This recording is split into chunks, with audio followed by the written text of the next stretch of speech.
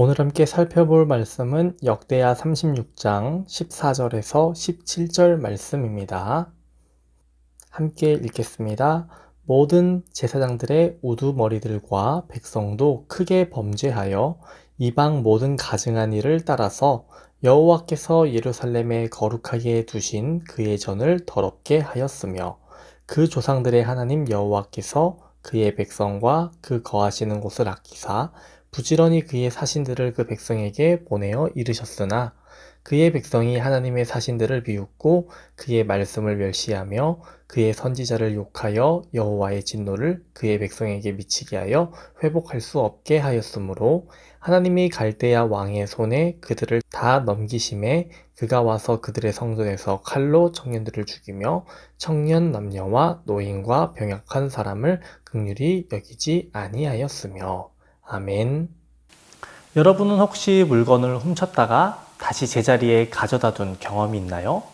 오늘은 영국에서 일어났던 한 이야기로 시작해 볼게요. 영국의 간호사인 에일리는 애지중지하던 자전거를 도둑맞았어요.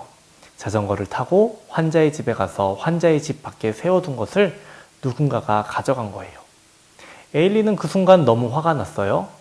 왜냐하면 비록 볼품없는 낡은 자전거였지만 친한 친구가 선물해 준 거였기 때문에 그 무엇보다 소중히 아끼고 있었기 때문이에요. 에일리는 애써 마음을 진정시키고 누군가 술에 취해 잠깐 빌려간 것이려니 생각하기로 했어요. 그래서 도난당한 곳에 쪽지 하나를 붙여놓았어요. 부탁입니다. 자전거를 돌려주세요. 사랑만 받았기 때문에 주인이 없으면 몹시 무서워해요. 이튿날 에일리는 큰 기대 없이 자전거를 도둑맞았던 곳에 다시 가보았어요.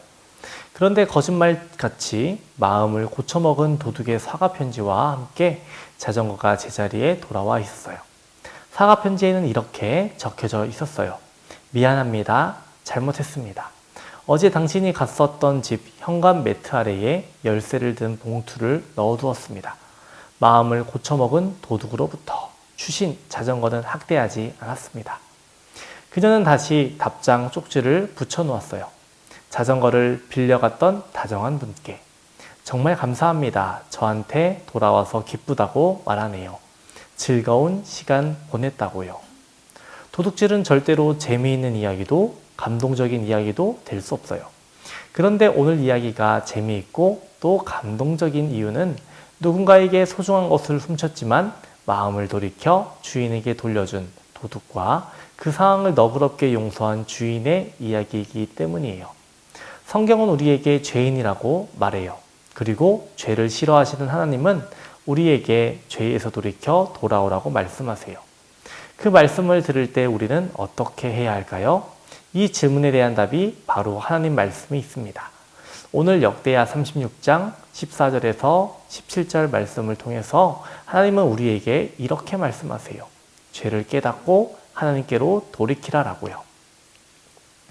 우리 친구들이 가지고 있는 책자를 열어보세요. 이런 그림이 나올 거예요. 이것을 뭐라고 할까요? 타임라인이라고 해요. 시간에 따라서 정리한 거예요. 자세히 볼까요? 주전 930년에 뭐라고 써져 있죠? 이스라엘 분열이라고 써져 있어요. 하나였던 이스라엘 국가가 두 개로 나뉘었어요. 어떻게요? 남과 북으로요. 그것을 남유다 그리고 북이스라엘이라고 부르죠. 두 개의 국가가 하나님을 잘 믿었나요? 안타깝게도 둘 다 하나님을 제대로 믿지 않았어요. 하나님을 제대로 안 믿은 정도를 점수로 볼게요. 1점을 낮은 점수, 10점을 높은 점수. 이렇게 보면 북이스라엘은 몇 점일까요? 1점이에요. 우상 숭배하고 하나님을 잘 믿지 않았어요. 남유다는요, 한 5점 정도는 될 것 같아요. 그래도 남유다에는 하나님을 잘 믿는 왕들이 있어서 신앙 개혁들이 있었어요. 기억나는 왕이 있나요? 히스기야 왕, 요시야 왕이 있었어요. 요시야 왕이 죽은 후 남왕국 유다에는 하나님의 뜻을 따르는 왕도 제사장도 없었어요.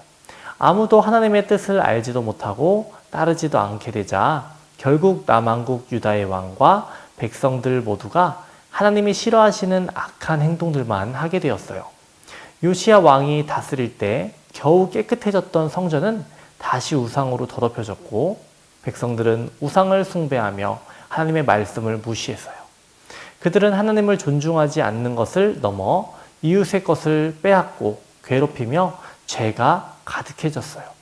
하지만 하나님은 그들을 긍휼히 여기셔서 선지자들을 보내 여러 번 경고하셨어요. 여러분, 죄를 버리고 하나님께로 돌아오십시오. 그렇지 않으면 멸망할 것입니다. 하나님은 남왕국 유다 백성들이 돌아오지 않으면 벌하시겠다고 선포하시며 그들이 다시 돌아오길 바라셨어요. 왜냐하면 하나님은 죄를 반드시 벌하시기 때문이에요.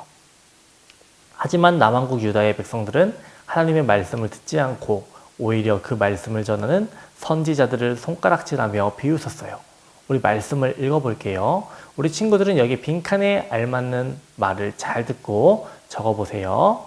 그의 백성이 하나님의 사신들을 비웃고 그의 말씀을 멸시하며 그의 선지자를 욕하여 여호와의 진노를 그의 백성에게 미치게 하여 회복할 수 없게 하였으므로. 그러던 중 여호야김이 남왕국 유다의 왕이 되었어요. 그는 하나님 보시기에 어떤 왕이었을까요? 역대하 36장 5절을 볼게요. 여호야김이 왕위에 오를 때에 나이가 25세라.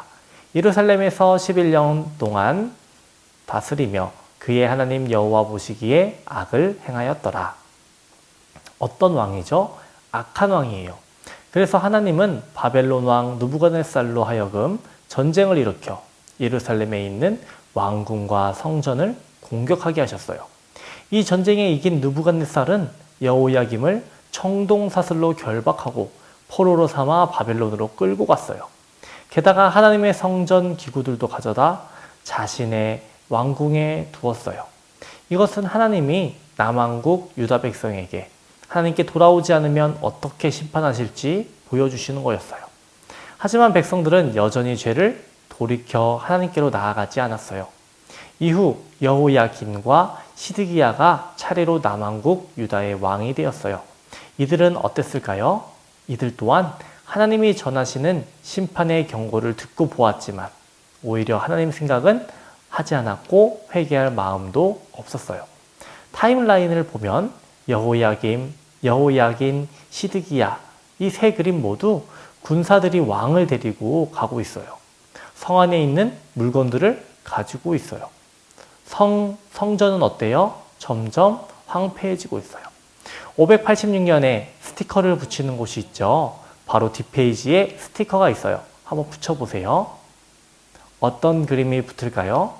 성벽이 많이 부서져서 황폐해진 성전을 볼 수 있어요. 빈칸에 알맞은 말은 뭘까요? 또 하나님의 전을 불사르며 예루살렘 성전을 헐며. 결국 하나님의 심판이 남유다 왕국에 임하고 말았어요. 바벨론 왕 느부갓네살이 쳐들어와서 남왕국 유다 사람들을 닥치는 대로 죽이고 성전의 귀중품을 모조리 약탈하고 성전에 불을 지르고 성벽을 허물어 버렸어요. 게다가 시드기야 왕뿐 아니라 백성들을 바벨론으로 잡아가 그들의 노예로 삼았어요. 남왕국 유다의 타임라인은 이렇게 끝일까요? 아니에요. 하나님은 남왕국 유다를 포기하지도 버리시지도 않으셨어요. 하나님은 여전히 그의 백성을 기억하시고 70년 후 예루살렘으로 돌아오게 할 것이라고 약속하셨어요. 포로로 잡혀간 백성들은 하나님이 회복시키실 것을 기대하며 기다리며 바벨론에서 살게 되었어요. 오늘 말씀에서 우리는 하나님이 계속해서 죄에서 돌이키라고 말씀하시지만 결국 돌아오지 않고 심판을 맞이한 남왕국 유다 백성을 보게 됐어요. 하나님은 왜 그분의 백성을 끝내 심판하셔야 했을까요? 왜냐하면 하나님은 사랑이 많으신 분이시지만 또한 누구보다 공의로우신 분이시기 때문이에요. 만약에 판사가 자기와 친한 사람들은 약한 벌을 받도록 판결하고 친하지 않은 사람은 심한 벌을 받도록 판결한다면 공의롭지 않은 나쁜 판사가 되는 거예요. 마찬가지로 하나님도 그분의 백성이 죄를 지을 때 눈 감아주시고 그냥 용서해 주신다면 공의롭지 않은 부정한 하나님이 돼버리는 거예요. 그렇기 때문에 하나님은 남왕국 유다를 사랑하시지만 심판하신 거예요. 하나님은 심판하시기 전 백성들이 계속해서 죄악에 빠져 있을 때는 선지자들을 보내셔서 경고하셨고 언제든 죄에서 돌이키면 받아주실 것이라고 말씀하시며 여전히 사랑하고 계심을 알려주셨어요. 또한 심판 이후에는 다시 회복시킬 것을 약속하시며 바른 길로 올 수 있도록 하셨어요. 이렇게 하나님은 그분의 백성을 심판하셨지만 결코 포기한 것은 아니었어요. 우리도 마찬가지예요. 하나님은 죄인인 우리를 지금도 부르고 계세요. 우리는 하나님의 부르심에 어떻게 응답할 수 있을까요? 바로 우리의 죄를 하나님께 고백하고 회개하는 것이 하나님의 부르심에 응답하는 거예요. 혹시 남에게 말하기 어려운 죄를 지었나요? 하나님이 이것만은 용서해 주시지 않을 것 같은 죄를 지었나요? 그래도 괜찮아요. 그 죄를 깨달았으면 솔직하게 하나님께 고백하고 그 죄에서 돌이켜 하나님께 돌아가세요. 그러면 하나님이 여러분을 가장 큰 사랑으로 꼭 안아주실 거예요. 이 사실을 기억하며 우리 모두 죄를 깨닫고 하나님께 돌아서기를 다짐하는 우리 모두가 되기를 바랍니다. 기도하겠습니다. 사랑이 많으신 하나님 아버지, 오늘도 예배하게 하심에 감사합니다. 우리에게 말씀을 허락하심에 감사합니다. 오늘 살펴본 말씀대로 하나님은 공의로우신 하나님이심을 알게 하여 주시옵시고 우리들 죄를 돌이키고 하나님 앞에 죄를 회개하는 우리 모두가 될 수 있게 도와주세요. 하나님 말씀을 듣고 이 말씀을 기억하는 모든 친구들 되기 원합니다. 하나님의 말씀대로 세상을 살아갈 수 있는 힘과 능력을 더하여 주세요. 오늘도 함께 하실 줄 믿습니다. 예수님 이름으로 기도합니다. 아멘.